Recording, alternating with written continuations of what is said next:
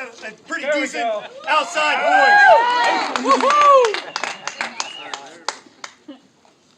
So we bring everybody in to start Warfighter Made. Again, all volunteer, veteran-based nonprofit. We adapt and customize vehicles for catastrophically wounded warfighters, basically our brothers and sisters that went overseas and became an amputee or severely burned due to direct action with our nation's enemies. And we do all that free of charge. The second thing we do is what we call adrenaline therapy. We invite all vets from all branches and all eras. We love our Vietnam vets. Who's a Vietnam vet out here? One, two.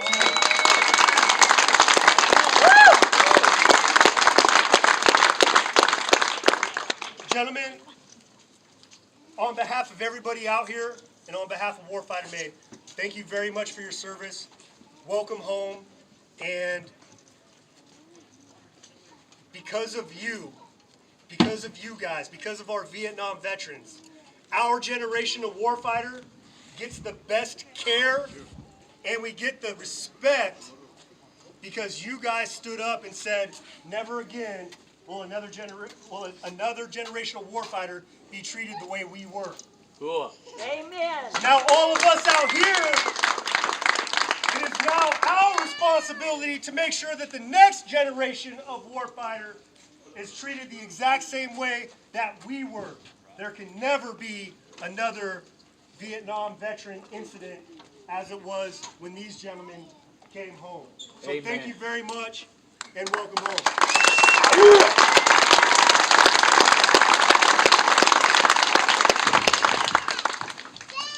So Warfighter Made rents a track out in Anza, California.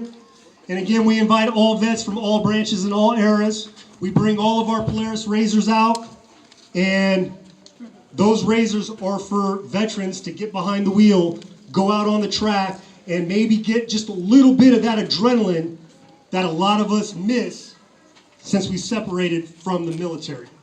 We got a lot of Vietnam veterans that come out to these, and some are interested in driving. They just want to hang out with like-minded individuals and swap those good old sea stories that we all love so much. The other thing about ATS is we encourage you to bring your families.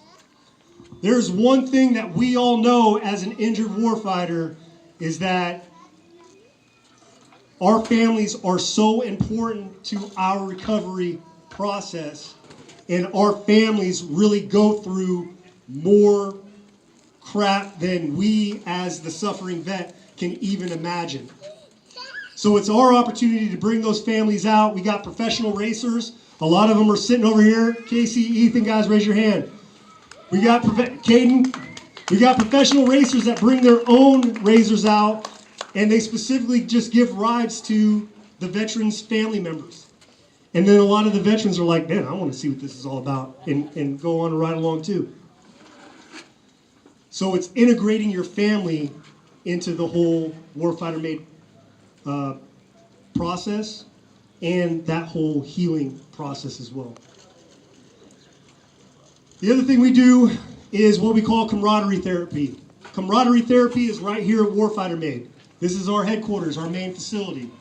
And again, all vets, all branches, all eras, come on in and help us maintain these therapy razors or help us create these vehicles for our catastrophically wounded warfighters like the one you're getting ready to see here shortly. And then, of course, we work with other like-minded nonprofits. I see some representation out here from Desert Vets Racing. Desert Vets Racing is an organization that we help out. They take vets and put them as passengers in off-road vehicles, and every once in a while, you get an opportunity to wheel that vehicle. And then if you're Stetson Galloway, you just totally pile drive it into the ground, rip the front end off, and end the race. Stetson, raise your hand. Yeah!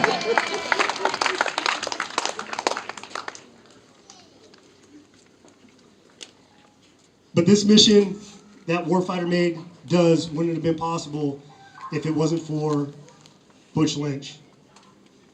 Bush Lynch had to step away from Warfighter Made a few years ago as his health was starting to give him issues. And but he didn't step away before he got an opportunity to put his hands on this vehicle.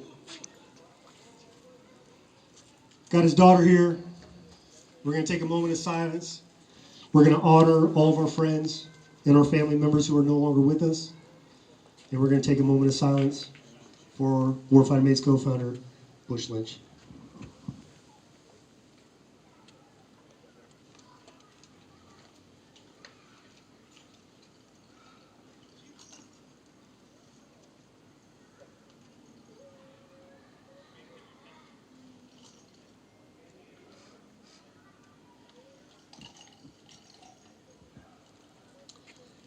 Kelsey, will you do us the honor and swap a story? Tell all these people how your dad really was.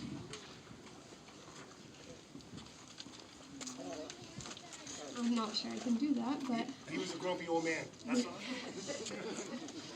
I'm not sure if I can share the details of any of the amazing adventures that my dad had in his lifetime.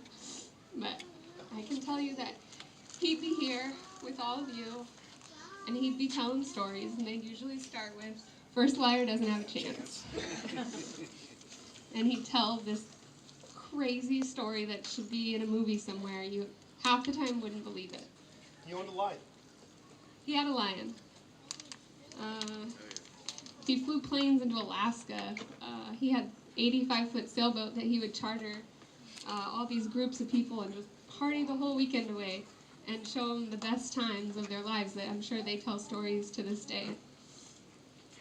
He met a lot of amazing people, and he built a lot of amazing relationships.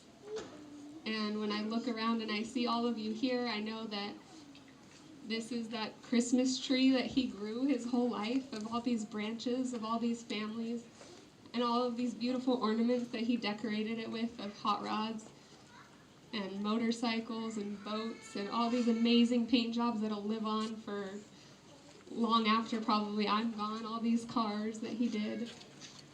And I know that he had an amazing life, and he loved all of us very much, and his grandchildren. And as much as we miss him and we can cherish the times that we had together, I'm really thankful for all the people he put in my life. God bless you.